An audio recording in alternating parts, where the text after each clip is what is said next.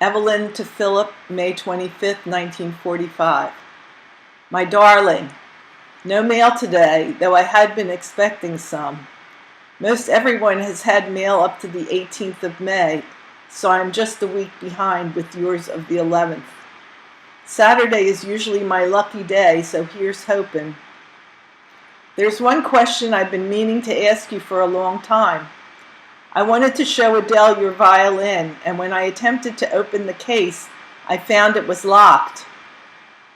Do you remember locking it or where you put the key? Hope you'll be able to play it for her in the very near future. I'm sure she'd like that.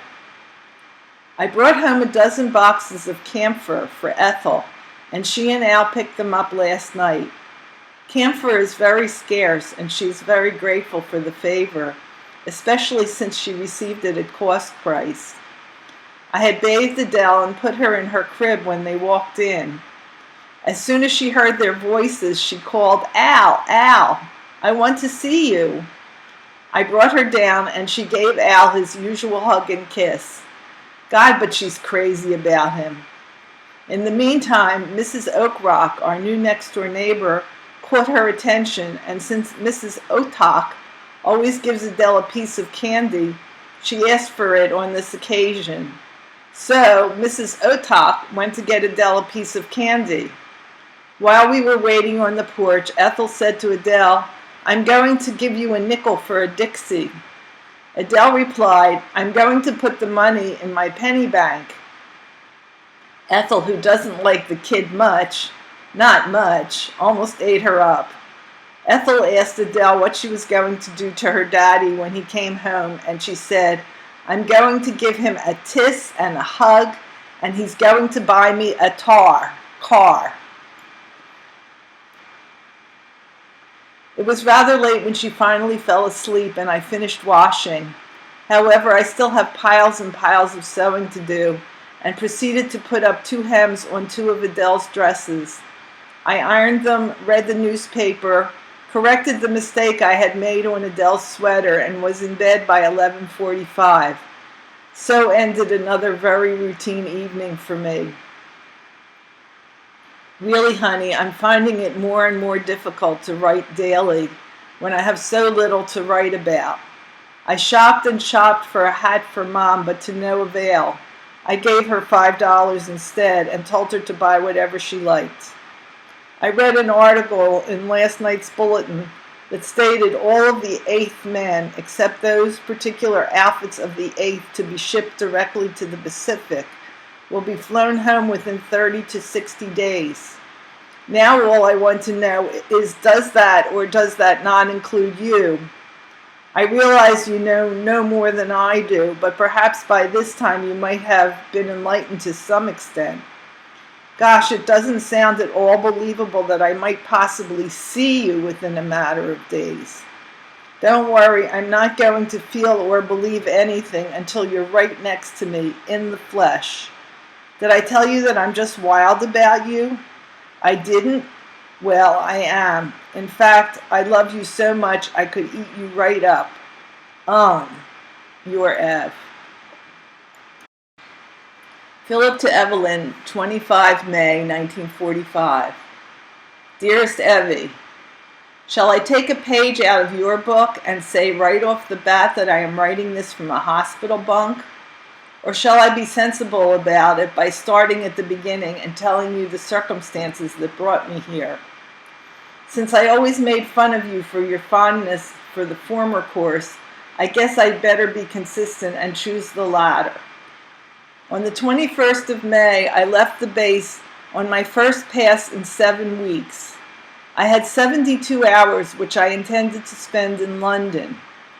The 21st being Whit Monday, we weren't permitted to travel by rail, so I decided to spend the afternoon and night in Colchester and start out for London by bus in the morning. Neither the Wolfs nor the Marks were at home when I called, so I headed for the movies to see Something for the Boys. I enjoyed only 2 things about the picture. 1, the very attractive settings. 2, Vivian Blaine, who is the loveliest redhead I ever did see, and talented to boot. Carmen Miranda, whom I used to enjoy, is beginning to pall. There's so very little variety about her performance. Perry Como is good-looking and has a very pleasing voice. I look for him to make the gals forget all about Frank Sinatra.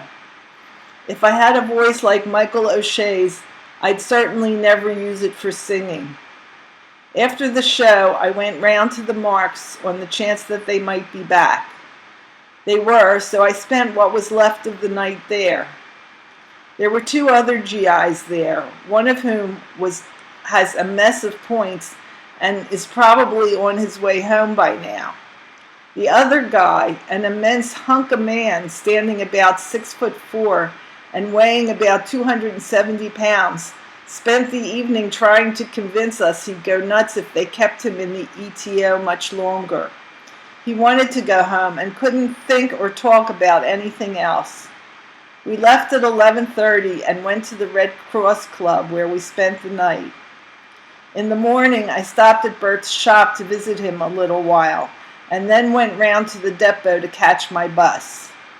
I had to change at Helmsford, Bretton Wood, and Romford, and made the last stage of the journey from Upminster Bridge to Leicester Square via the Underground. Altogether, it took me about 4 hours, but the weather was nice and the landscape interesting, so I didn't mind. Arrived at Leicester Square, I went directly to the Eagle Club, where I filled up on a toasted cheese sandwich, hot waffles, and malted milk, not to be confused with the USA variety. Sergeant Murphy had told me that he might be able to come into London and that he would meet me at the Rainbow Corner at 8 p.m. if he did get in. When I finished eating, it was just 4:30, so I looked around for a movie in which to kill the intervening time. Picture of Dorian Gray playing at the Empire looked interesting, so I decided to give it a try. I had read the story and liked it, but the picture somehow failed to capture the qualities of eeriness and suspense of Oscar Wilde's bizarre tale.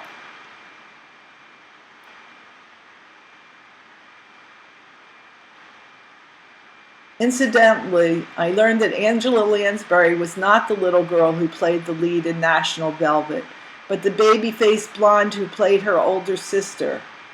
She plays the role of Dorian Gray's first love and first victim.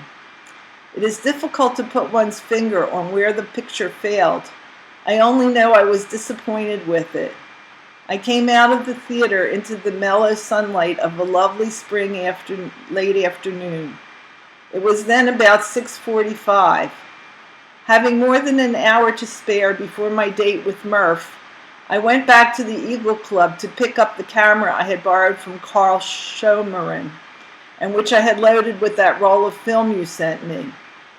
With camera in hand, I strolled through the bustling crowds and traffic toward Trafalgar Square. I tried to get a decent view of the crowds and general scene, but found that the range of the camera was limited. Arriving at the square, I poked about looking for something suitable to photograph, but aside from the tots feeding the flocks of pigeons, I saw nothing that I thought might interest you. Being too shy to involve myself with the elders of the kids feeding the pigeons, I wound up taking no pictures at all. I waited at Rainbow Corner for Murph until 8:30, and then concluded that he hadn't come in, so I left a note for him and went back to the Eagle Club for a bite to eat and to determine how I would spend the remainder of the evening. It was too late to make another movie, and I never was one to find any fun in pub crawling, especially not without company, so I was stuck. I was about to settle down to getting a letter off to you, when I suddenly remembered something I had often wanted to do in London, but never got around to. Klein had told me of the two big dance halls in London, the Royal Opera House in Covent Garden and the Palais in Hammersmith, where there was dancing nightly. I had heard some glowing accounts of these places, but I wasn't prepared for anything like what I encountered. Covent Garden is only a few minutes' ride on the Underground, So I set forth for the Royal Opera House. The nomenclature of the place should have given me some idea as to its appearance, but the lavish appointments and decorations are so contrary to what I have seen of all public places in England, with the exception of the better movie houses, that I was completely surprised and at once delighted with it. Two balconies that extend halfway round the hall, and whose facades are decorated with great numbers of 3 candelabra, red-shaded electric lights, give an air of luxurious beauty to the hall. Rows of small tables and chairs are set up next to the balcony rails, and these provide an excellent vantage point for those who just come to watch the dancers. The floor itself is highly polished hardwood parquetry, like the flooring in the house in Chestnut Street. There were 2 orchestras, Teddy Foster and his band, and an all-girl aggregation, whom I liked even more. The music, like most music played by the bands over here, was entirely American and predominantly jive. The dancers, about 1,000 I figure, were a conglomeration of English civilians of both sexes, English military personnel of both sexes, and American servicemen, with a sprinkling of wax. The English girls in the main were more smartly dressed and made up more than I've ever seen them, and quite a few were good to look at. Their dancing, however, isn't in the same class with the Americans. They seem to lack the easy grace that is born of a real liking or appreciation of rhythm. Most of the girls jitterbug, or what passes for it over here, but I have still to see one on whom it looks good.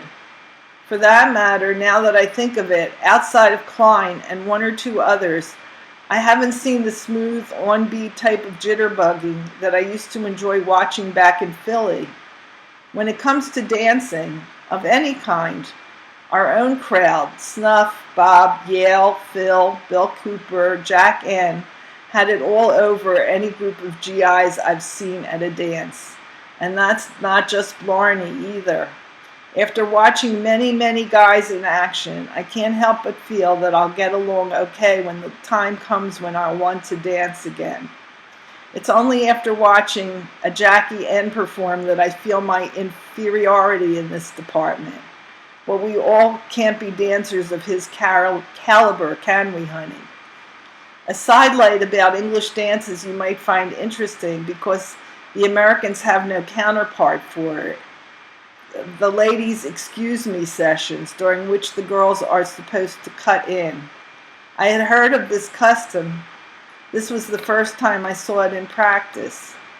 Immediately after the excuse me was announced, a number of the more venturesome girls who had spent most of the evenings on the sidelines looking on because they weren't asked to dance made their way to the center of the floor, and after scouting the dancing couples a while, cut in wherever their fancy pleased them. Unfortunately, the floor was so crowded that my view of groups of cutters in was often obstructed, and so I was cheated out of an excellent opportunity to observe something of the feminine psychology that would be evidenced from the basis on which they chose partners. For the rest, the floor is the shape of an elongated oval. The bandstand is situated about 3/4 down the length of the hall, rather than at the very back, which is a very happy arrangement because the music is equally audible from any part of the hall, and the dancers can dance completely around the island formed by the bandstand. To top it all off, there is an elaborate system of lighting, whereby the mood of the music is enhanced and augmented by appropriately colored ceiling lights, spotlights, floodlights, etc., etc. Altogether, it was a very happy thought that prompted me to visit the Opera House in Covent Garden. I spent a very pleasant and entertaining evening there and gained a myriad of lovely impressions which are tucked away in the, quote, permanent file, unquote, of my memory. I left the dance hall just before it ended 11 p.m. in order to avoid the rush to the cloakrooms where I had checked my caps and ditty bags. Taking the underground, I went directly to the Turkish baths in Russell Square. There I followed the usual relaxing procedure, which you already know, and was in bed by 1:30. I slept until 9 a.m., 23rd, when I rose, dressed, and checked out. When I came outside, I was disappointed to find that it was raining, chilly, and generally miserable weather. My first stop was at the Eagle for breakfast. After eating, I left for an hour in the lounge listening to a performance of Tchaikovsky's Fourth, one of my favorite symphonies, on the radio, and glanced over the news. I had promised myself a show, at least one on this pass, so I went round to the booking office of the Prince of Wales Theatre and inquired about a seat for either the matinee or evening performance of Strike It Again, the sequel to Strike a New Note, which I saw last year and for which I sent you the programs and which I enjoyed so much. Well, Sid Field is again the star of the show, and he is a great success here in London. The show itself is doing a tremendous business, and tickets are always hard to get.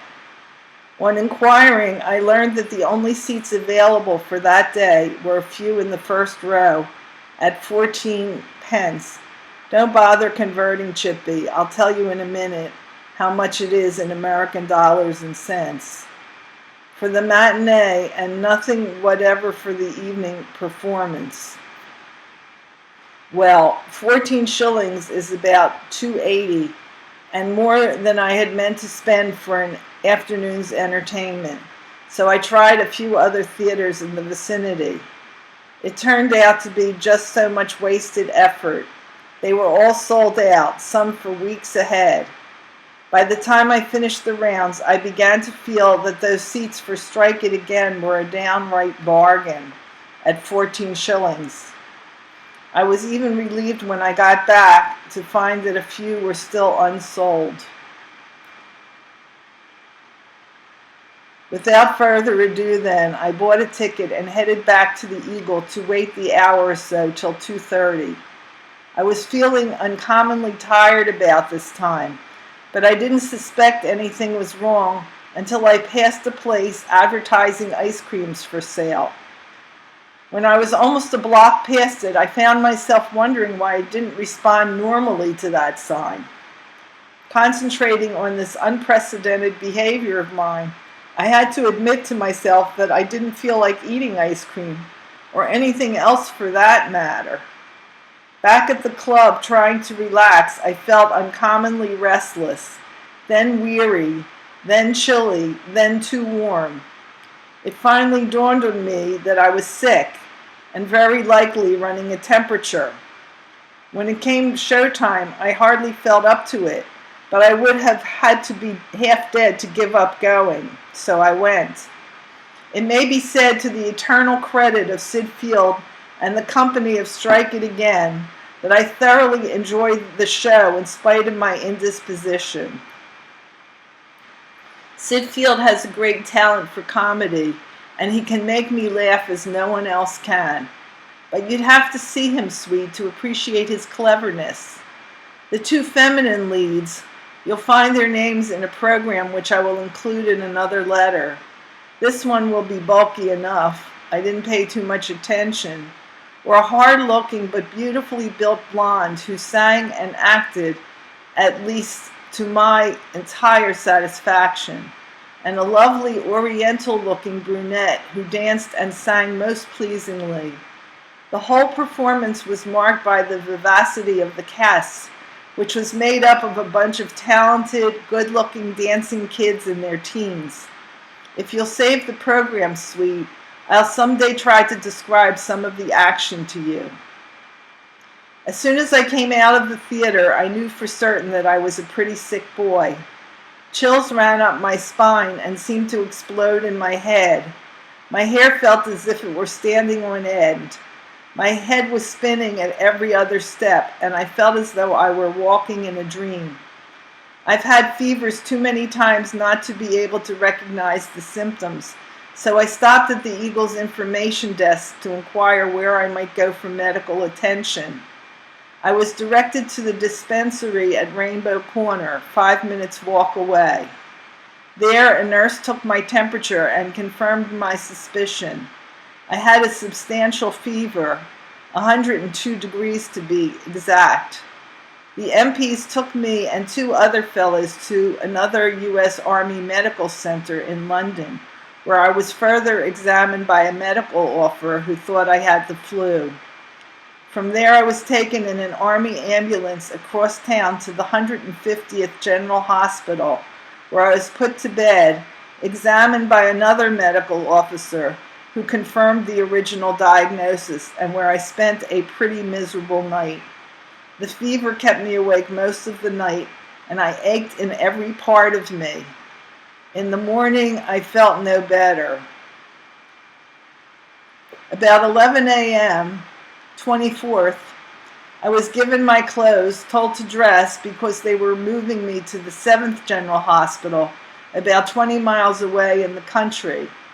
Then followed maddening periods of waiting for the ambulance, waiting to get to the other place so I could lay down again. I was feeling miserable and impatient with everything.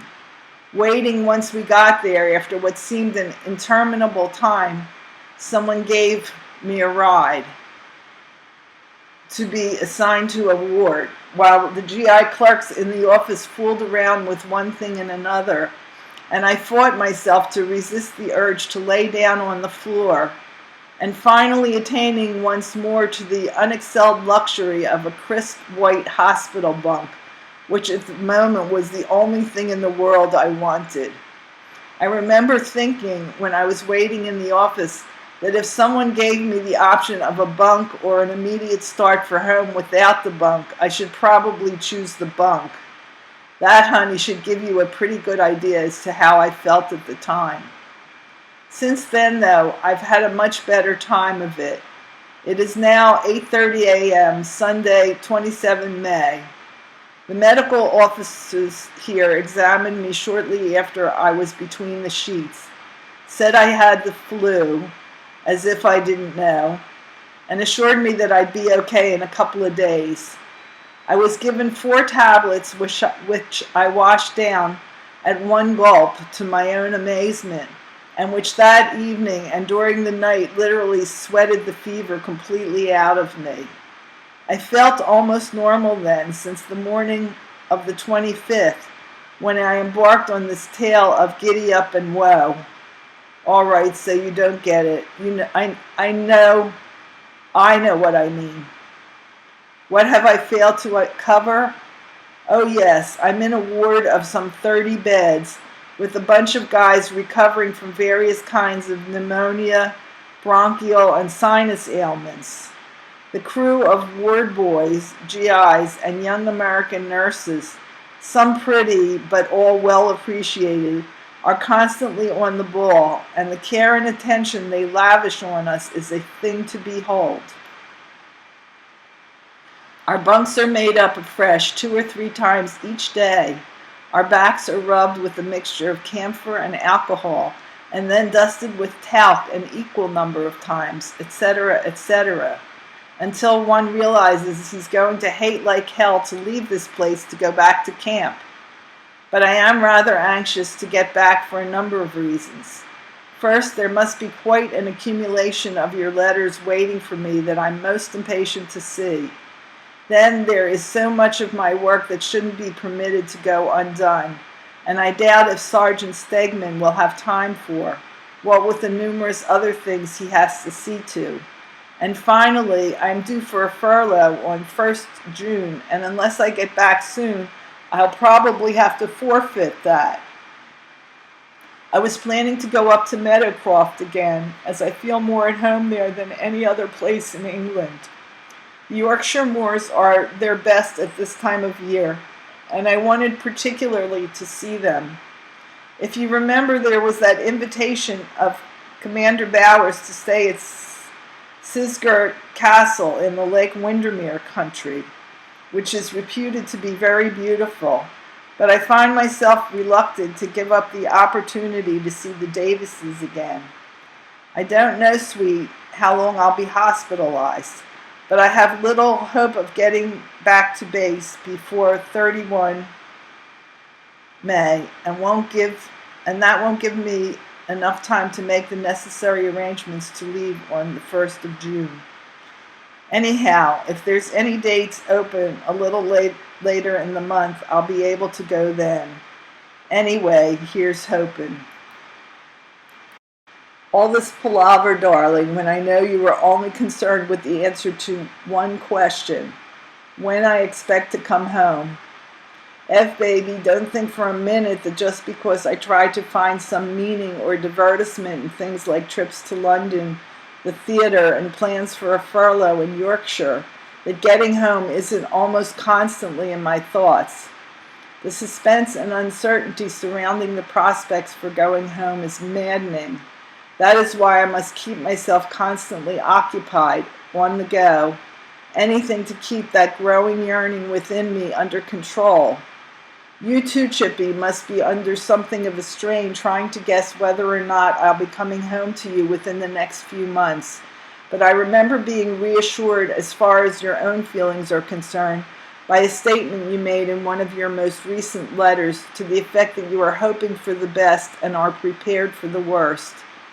That's the kind of talk I love to hear from you, darling. It makes it so much easier for me to know that you can face up to anything that may come your way. If it's any comfort to you, sweetheart, I haven't heard or seen anything since I wrote last that has done anything to shake my optimistic attitude one little bit. I might even add that my hopes are being constantly strengthened by certain shapings of events. So don't begrudge anyone the cheeriness of your smile these days, honey. You have more cause to wear that expression than any other, believe me. Don't start to build up the pumpkin just yet, though. She's too young to be able to check her impatience or to have a dream fizzle out without too great an emotional repercussion. If I didn't think you were adult enough, my darling, I wouldn't allow you to entertain hopes either.